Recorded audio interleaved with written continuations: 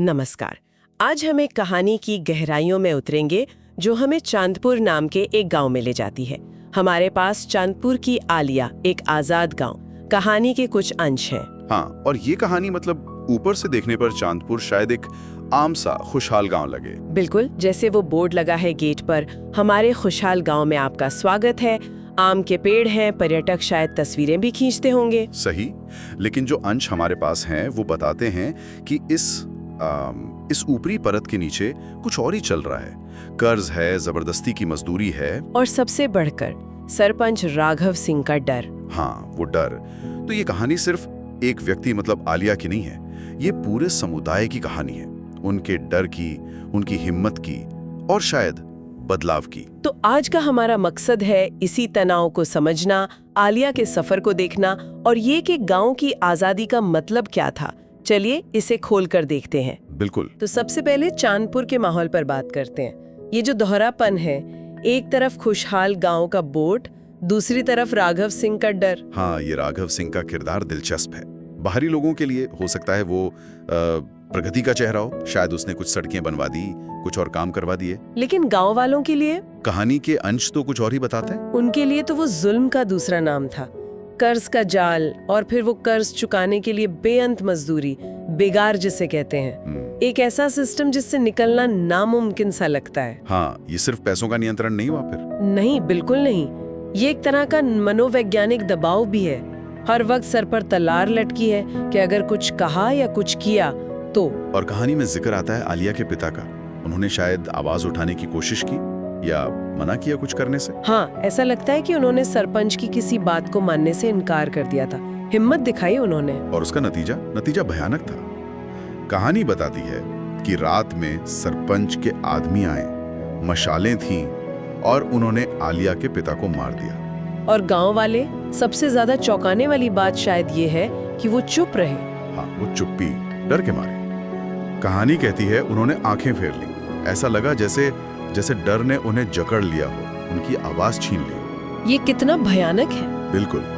और ये सिर्फ डर नहीं दिखाता, ये शायद ये भी दिखाता है कि कैसे लंबे समय तक अगर जुल्म होता रहे तो लोगों का आपस का भरोसा भी टूट जाता है। हर कोई बस अपनी जान बचाने की सोचता है। वो जो साथ मिलकर लड़ने की भावना होती है वो कहीं दब जाती है। वो डर की जंजीरें फिर सिर्फ बाहर नहीं, अंदर भी लग जाती हैं। सही कहा, बिल्कुल। और उसी रात के बाद आलिया की जिंदगी बदल गई। उसकी माँ ने उसे भगा दिया, कहा तुम्हें जाना होगा। सोचिए उस बच्ची के लिए, अभी पिता को खोया है और अब माँ और घर छोड़कर अकेले भागना पड़ रहा है, पहाड़ों की तरफ, अनजान खतरों की तरफ। ये सिर्फ भागना नहीं था, ये तो जैसे उसकी पूरी दुनिया ही उजड़ गई। उसकी पहचान, उसकी सुरक्षा, सब कुछ। हाँ, और पहाड़ों में उसका सफर आसान नहीं था बिल्कुल। पानी खत्म, भूख। कहानी में एक जगह आता है कि उसे लगा जैसे मौत जिंदगी से ज्यादा पास है। लेकिन तभी कहानी में एक मोड़ आता है, उसे कुछ भिक्षु मिलते हैं। अच्छा, उन्होंने बचाया उसे। हाँ, बचाया, उसकी देखभाल की। लेकिन उनका एक उसूल था, वे दुनिया के मामलों में मतलब दखल नहीं देते थे। ये बात थोड़ी अजीब है ना, मदद भी कर रहे हैं पर पूरी तरह नहीं। हो सकता उनका मानना हो कि सच्ची आजादी बाहर से नहीं आती, अंदर से आती है, या शायद ये उनका अपना आध्यात्मिक रास्ता था। लेकिन उन्होंने आलिया को एक दिशा दी, एक रास्ता दिखाया। क्या कहा उन्होंने? उन्होंने कहा, हम उस दुनिया से नहीं लड़ेंगे, तुम्हें तलवार बनना होगा। तलवार बनना होगा, इसका मतलब? सिर्फ लड़ना सीखना, हथियार चलाना। मुझे लगता है ये उससे कहीं ज्यादा गहरा है। तलवार बनना मतलब सिर्फ खंजर चलाना सीखना नहीं, ये अंदर से मजबूत बनना है। अपने दुख को, अपने गुस्से को, अपने डर को एक जगह फोकस करना, एक इरादा बनाना। कहानी में उसके प्रशिक्षण का जिक्र है, कैसे वो परछाई की तरह चलना सीखती है, खंजर पकड़ना सीखती है। उसका इरादा खामोश है पर पत्थर की तरह मजबूत। ये एक तरह का साइकोलॉजिकल ट्रांसफॉर्मेशन है। और फिर सालों बाद वो वापस आती है चांदपुर। हाँ, गांव बाहर से वैसा ही है, वो खुशहाल गांव वाला बोर्ड वो अब भी लगा है। ये भी देखिए, जुल्म के जो ढांचे होते हैं ना, वो अक्सर बड़े पक्के होते हैं। ऊपर से सब ठीक दिखाने की कोशिश चलती रहती है। लेकिन इस बार आलिया अलग थी। उसके पास सिर्फ हिम्मत या हथियार ही नहीं थे। नहीं, कहानी बताती है उसके पास सबूत भी था। वो बही खाते जिनमें कर्ज और गुलामी का हिसाब था, उनकी तस्वीर। हाँ, सबूत भी, और शायद एक प्रतीक भी, उन जंजीरों का प्रतीक जिन्हें वो तोड़ने आई थी। तो ये लड़ाई सिर्फ जिस्मानी नहीं थी, ये उस पूरे सिस्टम के खिलाफ थी। और फिर वो आमना सामना होता है खलिहान में, राघव सिंह, उसके आदमी और अकेली आलिया। कहानी के हिसाब से शुरू में वो उन पर भारी पड़ती है। लिखा है हवा की तरह चलती थी। ये दिखाता है कि उसका प्रशिक्षण, उसका बदला हुआ रूप, वो डरी हुई बच्ची नहीं थी। वो एक शक्ति ही बन चुकी थी। बिल्कुल, एक फोकस्ड एनर्जी। लेकिन तभी कहानी में एक और ट्विस्ट है। जब लग रहा था कि शायद वो जीत जाएगी, हाँ, पीछे से, बोरियों के ढेर के पीछे से सरपंच का एक छिपा हुआ आदमी निकलता है और वो आलिया पर खंजर से वार करता है। खंजर उसकी कमर में लगता है, वो लड़खड़ा जाती है। ये बहुत अहम मोड़ है। कहानी का सेंटर ऑफ ग्रेविटी यहीं बदलता है। कैसे? मतलब अब तक गांव वाले तो चुपचाप देख रहे थे, शायद डरे हुए। हाँ बिल्कुल, वो शायद छिपे हुए थे, देख रहे थे। आलिया उनके लिए एक उम्मीद की तरह थी, कोई तो है जो लड़ रहा है। लेकिन जब उन्होंने उसे गिरकिल में देखा, अब क्या बदला? यहीं पर मनोविज्ञान काम करता है। देखिए, जब तक उनकी उम्मीद लड़ रही थी, तब तक शायद वो कहीं ना कहीं सुरक्षित महसूस कर रहे थे कि कोई और लड़ रहा है। लेकिन जब उन्होंने उस उम्मीद को, उस अकेले लड़ने वाली आवाज को गिरते देखा, तो शायद उन्हें लगा कि अब खोने को कुछ नहीं बचा। अब अगर ये भी गिर गई तो हमारा क्या होगा?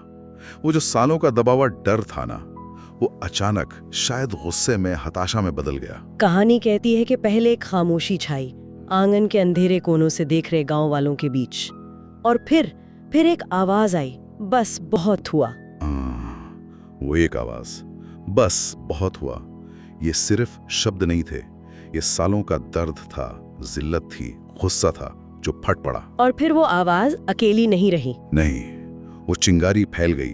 वो एक आवाज एक लहर बन गई, विद्रोह की लहर। लोग आगे बढ़ने लगे। कहानी बताती है उनके हाथों में कोई खास हथियार नहीं थे, वही चीजें थी जिनसे वो रोज काम करते थे। किसी के हाथ में कुदाल, किसी के हाथ में लाठी, किसी के हाथ में शायद जलती हुई मशाल। हाँ, ये भी बड़ा सिंबॉलिक है ना। उनके रोज के काम करने के औजार ही उनके हथियार बन गए। ये दिखाता है कि असली शक्ति हथियारों में नहीं, लोगों के एक साथ खड़े होने में है। सही। सरपंच के आदमी जो कल तक मालिक बने फिरते थे, अब वो निशाना थे। पासा पलट चुका था। आलिया का गिरना जैसे उन सब के जागे हुए साहस के लिए एक ट्रिगर बन गया। और सुबह होते होते लड़ाई खत्म हो गई थी। सरपंच के आदमी या तो मारे गए या भाग गए। खलिहान धूल और शायद खून से सना था। गांव वाले थके हुए थे, लेकिन उनकी आंखों में अब डर नहीं था। एक अजीब सी आग थी।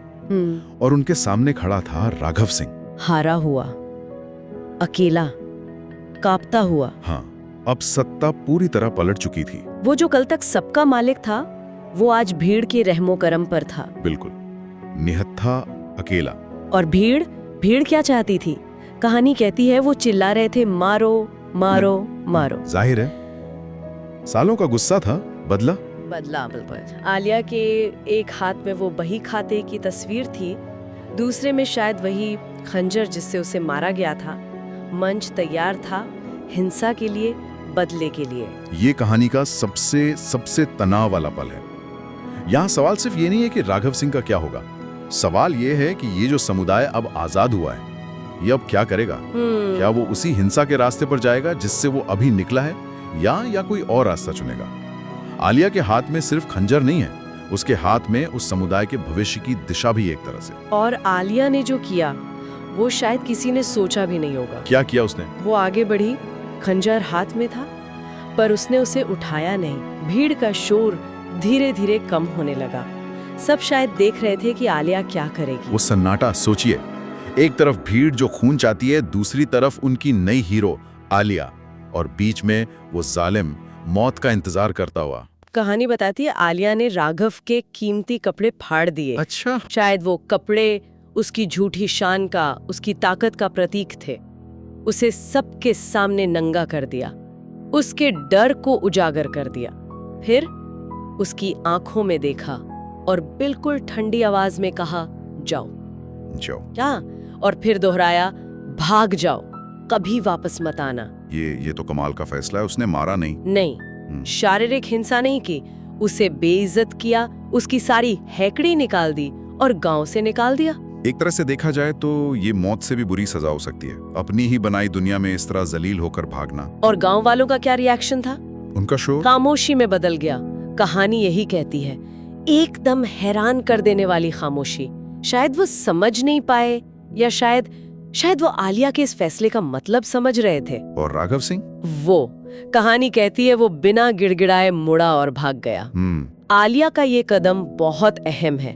ये उस हिंसा के चक्र को तोड़ता है। वो दिखाती है कि असली ताकत बदला लेने में नहीं है, बल्कि उस इच्छा पर काबू पाने में है, एक नया रास्ता बनाने में है। वो जालिम की तरह नहीं बनना चाहती थी। बिल्कुल। वो मुक्तिदाता बनी, हत्यारी नहीं। तो कहानी के अंत में हम आलिया को देखते हैं, धूल और टूटी जंजीरों के बीच खड़ी हुई। वो खुशहाल गांव का बोर्ड अब भी है, खेत भी हैं, पर अब गांव वालों की मुस्कान में डर नहीं, सच्चाई है। यहाँ मुक्ति का मतलब सिर्फ बाहरी जंजीरों को तोड़ना नहीं है। कर्ज, बेगार, राघव सिंह, आलिया का जो आखिरी काम था राघव को जाने देना, उससे लगता है कि असली मुक्ति शायद डर और नफरत के भीतरी जंजीरों को तोड़ने में भी है। ये सिर्फ एक आदमी को माफ करना नहीं है, ये समुदाय के लिए हिंसा से आगे बढ़कर एक नई शुरुआत करने जैसा है। तो इस कहानी के अंशों से हमने क्या समझा? यही कि कैसे जुल्म के माहौल में भी उम्मीद की एक अकेली चिंगारी पूरे समुदाय में विद्रोह की आग जला सकती है। हाँ, और कैसे सालों का जमा हुआ डर टूट सकता है। और शायद सबसे अहम बात कि न्याय हमेशा बदला लेकर ही नहीं होता। बिल्कुल, कभी-कभी हिंसा के उस चक्र को तोड़ देना ही सबसे बड़ी जीत होती है, सबसे गहरा न्याय होता है। आलिया का चुनाव वो सच्ची लीडरशिप का एक अलग नजरिया दिखाता है। ये कहानी सोचने पर मजबूर करती है कि क्या बिना आलिया की वापसी के, बिना उसके इस तरह घायल होने के, क्या गांव वाले कभी ये हिम्मत जुटा पाते?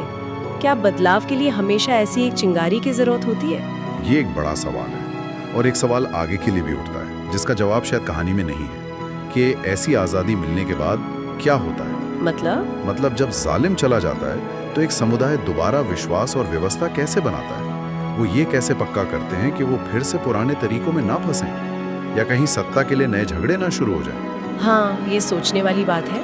आजादी पाना एक बात है, उसे बनाए रखना और सही दिशा देना दूसरी। बिल्कुल, ये वो सवाल हैं जो ऐसी कहानियां हमारे लिए छोड़ जाती हैं।